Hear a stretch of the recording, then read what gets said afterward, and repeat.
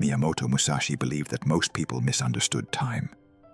They believed it was something external, something measured by clocks, calendars, and seasons. To Musashi, time was not a number. It was rhythm, and rhythm governed all things. In his early years, Musashi noticed something that unsettled him. Men who were stronger than him lost. Men who were faster than him failed.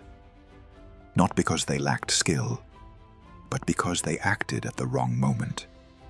A perfect strike, delivered a heartbeat too early, collapsed into nothing. A flawless technique, executed too late, met only air. Meanwhile, a simple step, a small adjustment, a quiet movement made at exactly the right moment, decided everything. Musashi began to understand that victory was rarely about force. It was about alignment. In the Book of Five Rings, Musashi wrote that the way of strategy was inseparable from timing. Without understanding timing, even the strongest warrior would fall to someone weaker, but better attuned to rhythm. As Musashi traveled across Japan, engaging in duels and observing other schools, he began to listen more than he fought. Every opponent, he noticed, carried a rhythm. Some rushed forward, driven by impatience. Their movements came too early, before conditions were ready. Others hesitated. They waited for certainty that never arrived. Some followed rigid patterns drilled into them by tradition. Strike here, step there, breathe now. Their rhythm was predictable, and predictability was weakness. Musashi realized that technique revealed far less than cadence. The warrior who understood rhythm did not need to overpower his opponent. He needed only to step into the flow, or disrupt it. Musashi compared timing to water. Water does not argue with the shape of the land. It does not force its way forward. It adapts. It flows around obstacles. It gathers strength without announcing itself. And when the conditions are right, it strikes with overwhelming force. A rigid object shatters. Water endures. In combat, Musashi applied this relentlessly. If an opponent advanced aggressively, he did not resist. He shifted slightly, allowing the opponent's momentum to overextend. If an opponent waited cautiously, Musashi pressed just enough to disturb their balance. Not to attack, but to create doubt. Victory emerged not from aggression, but from precision. In the Book of Five Rings, Musashi emphasized that timing must be understood not only in combat, but in all things. Speech has timing. Silence has timing. There are moments when speaking strengthens authority, and moments when silence speaks louder than words ever could. Advancement has timing. Retreat has timing. To advance too early invites resistance. To retreat too late invites collapse. Those who ignore timing fight reality itself, and reality always wins. Musashi observed that impatience was the most common flaw, not only in warriors, but in people. Those eager to prove themselves revealed everything too early. Their movements rushed ahead of their awareness. Their rhythm exposed their intentions. By contrast, Musashi trained himself to wait. Waiting, to him, was not passivity. It was positioning. Before many duels, Musashi deliberately arrived late, not to disrespect his opponent, but to disrupt their rhythm. The opponent would grow restless. Anger would replace calm. Anticipation would distort perception. By the time the duel began, the opponent was already unbalanced. Musashi, meanwhile, remained still. He allowed opponents to act first, not out of hesitation, but to observe their rhythm fully.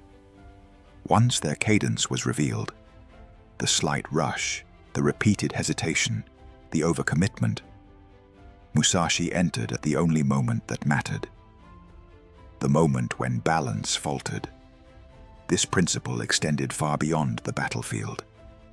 In leadership, Musashi believed speaking too early weakened authority. Words released before clarity carried no weight. In negotiation, revealing intent prematurely surrendered leverage. In life, acting before conditions matured created unnecessary struggle. Timing governed success everywhere. Musashi warned that many confuse speed with effectiveness. Fast action feels powerful. It feels decisive. But it often wastes energy. True decisiveness appears calm. It arrives without urgency. Urgency, Musashi believed, was a distortion. When the desire to win overtook clarity, timing vanished. The mind narrowed, vision shortened, action became forced. Musashi trained himself to release attachment to outcomes. Victory, to him, was not something to chase.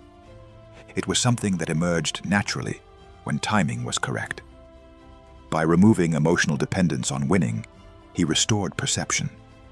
This allowed him to act with precision instead of force. In his writings, Musashi spoke often of breaking the enemy's rhythm. This did not always require striking. Sometimes it required doing nothing. A pause where an attack was expected. Stillness where movement should have come. Other times it required the opposite. Advancing when retreat seemed logical, or retreating when attack was assumed. Disruption shattered confidence. Once rhythm collapsed, technique followed. A warrior without rhythm was a body without coordination. Musashi understood that rhythm was never fixed.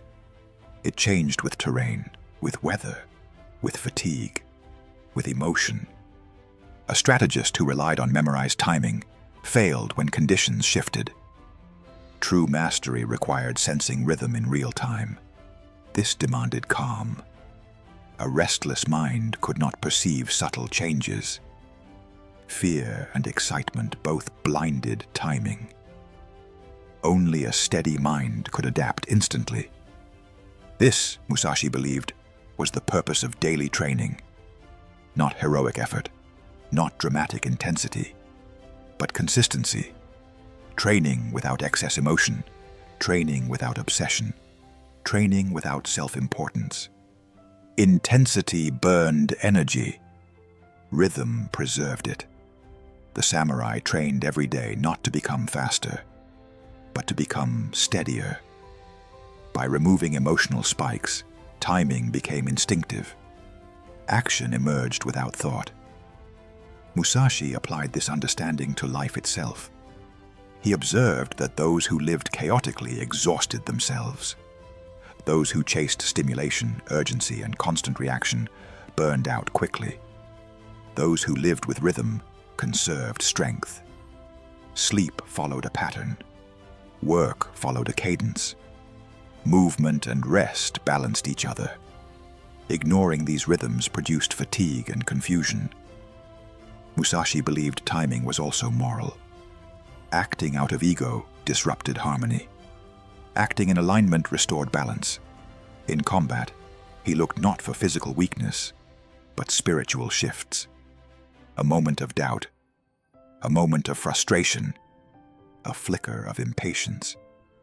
These moments revealed themselves through changes in rhythm. Once identified, the outcome was already decided. Toward the later years of his life, Musashi wrote that those who mastered timing appeared ordinary. There was no visible struggle, no tension, no rush. Their actions looked simple, because they occurred at the only moment when action was correct. Everything else was unnecessary. Musashi believed mastery of timing allowed one to move through life with less resistance. Problems resolved themselves. Conflict diminished. Effort aligned with reality. The greatest mistake, he believed, was forcing outcomes. Those who forced outcomes exhausted themselves. Those who aligned with timing allowed outcomes to unfold naturally. This was not passivity. It was authority without noise. Musashi's understanding of timing was not mystical. It was grounded in observation, discipline, and restraint. He did not chase opportunity. He prepared for it. And when the moment arrived, he acted without hesitation. In this way, timing replaced effort, and rhythm replaced struggle. Here are 10 takeaways. Timing governs all outcomes. Speed without rhythm leads to failure. Impatience reveals weakness. Waiting is a strategic position. Calm perception reveals correct moments. Urgency distorts judgment. Breaking rhythm defeats stronger opponents. Consistent rhythm outlasts intensity. Adaptability requires emotional control. Alignment with timing reduces effort.